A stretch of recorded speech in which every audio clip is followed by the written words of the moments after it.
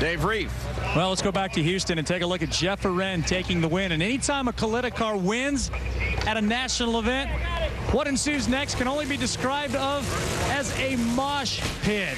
There are guys going left, guys going right, and a couple of Oberhoffers looking for each other to deliver the knockout punch right to the gut.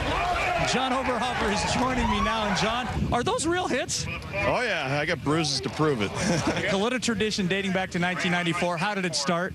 Well, we hadn't won a race yet so far that year, and then Jim-O and Nicky started talking that Nicky got to hit Jim-O if we won the race because, you know, we didn't think we'd win. Well, then we went on to win 4 in a row, and we all got to beat the crap out of Jim-O going up and down the West Coast. So it was a cool time. I certainly can't forget about Nicky Bonifani, who's a part of that as well. But with so much adrenaline after the win, and it is a real punch. You mentioned that. Do you really feel it?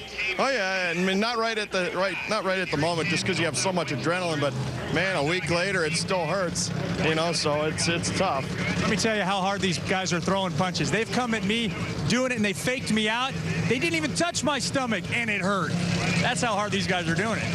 Oh, yeah, but you're a well-known wuss, right? Yes, I am, sometimes. By the way, we're not starting that tradition with the announcers. And by the way, Driven was great. Thank you. Thank you.